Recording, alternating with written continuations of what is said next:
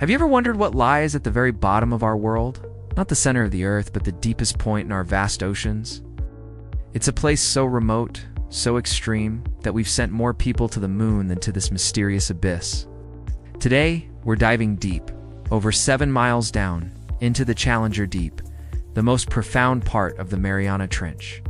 Imagine a canyon so deep that if you dropped Mount Everest into it, its peak would still be more than a mile underwater. That's the scale we're talking about? The Mariana Trench is a crescent-shaped scar in the Earth's crust. Located in the western Pacific Ocean, and at its southern end lies the Challenger Deep, small slot-shaped valley that holds the record for the deepest known point on Earth. Getting there is a journey into another world. As you descend, the sunlight quickly fades. By about 1,000 meters, you're in complete darkness. The temperature plummets to just above freezing. But the most staggering change is the pressure. At the bottom of the Challenger Deep, the pressure is over 1,000 times greater than at sea level. It's like having the weight of 50 jumbo jets pressing down on every square inch of your body. It's a pressure so immense, it can crush steel and compress matter in ways that seem to defy physics. For centuries, this part of the world was pure speculation. It wasn't until 1875, during the Challenger expedition, that its incredible depth was first sounded. But it took nearly a century more before humans would visit. In 1960, Jacques Piccard and Don Walsh made the first ever crewed descent in a specially designed submersible called the Trieste. They spent just 20 minutes on the seafloor, peering out a tiny porthole into a world of diatomaceous ooze, a fine, silky sediment. Their journey proved it was possible for humans to reach this final frontier. For decades after, the Challenger Deep remained largely unexplored. The technological challenges were immense. But in 2012, filmmaker and explorer James Cameron made a solo descent in his submersible, the Deep Sea Challenger. He spent over 3 hours at the bottom filming and collecting samples, giving us an unprecedented look at this alien landscape.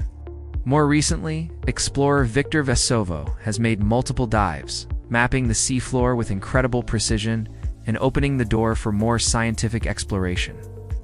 So, what did they find down there? You might expect a barren, lifeless wasteland. After all, with no sunlight for photosynthesis, crushing pressure, and near-freezing temperatures, how could anything survive? But the deep ocean is full of surprises. Life, it turns in, is incredibly tenacious. The creatures of the Challenger Deep are unlike anything you've ever seen. They've adapted in extraordinary ways. One of the most common inhabitants is a type of amphipod, a small, shrimp-like crustacean. These supergiant amphipods can grow to over 1 foot long, far larger than their shallow water relatives. Scientists believe their size helps them withstand the immense pressure. Then, there are the xenophyophores. These are giant, single-celled organisms that look like strange, lumpy sponges. They build intricate shells from sediment and are masters of survival in the deep, feeding on bits of organic matter that drift down from above. Imagine a single cell, big enough to see with your naked eye, thriving in the most hostile environment on Earth. But perhaps the most fascinating discovery is the Mariana snailfish. This small, translucent, tadpole-like fish holds the record for the deepest living fish ever found. It doesn't have scales. Instead, it has a gelatinous body that's perfectly suited for the high-pressure environment. Its bones are not fully calcified, making them more flexible. It's a ghost-like creature, gracefully navigating a world that would instantly crush us. How do these animals survive? It's a key is something called piacylites. These are special organic molecules inside their cells that counteract the effects of extreme pressure on their proteins and cell membranes. Without them, their cellular machinery would simply collapse. They are the chemical secret to life in the deep. The ecosystem at the bottom isn't based on sunlight, but on chemosynthesis. Instead of photosynthesis, microbes at the base of the food chain derive energy from chemical reactions, breaking down compounds like methane or sulfur that seep from the ocean floor. This marine snow, continuous shower of organic material from the upper layers of the ocean, also provides a vital source of food. Dead plankton, fish, and other waste slowly drift down, providing a feast for the creatures below. However, our journey to the deep has also revealed a sobering truth.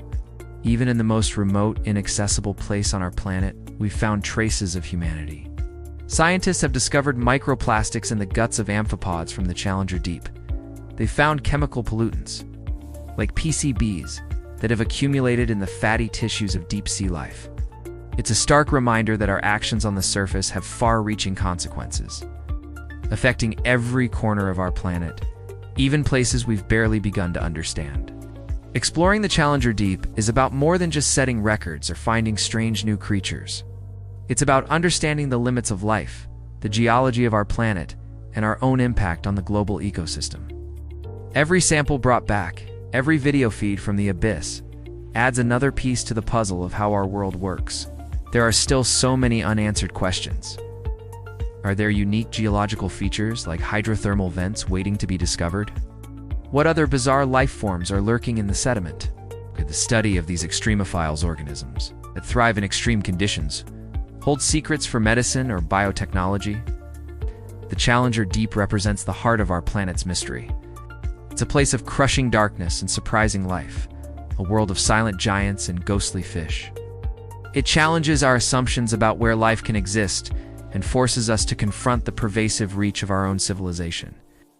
As technology advances, we will undoubtedly return to this profound depth, peeling back more layers of its secrets.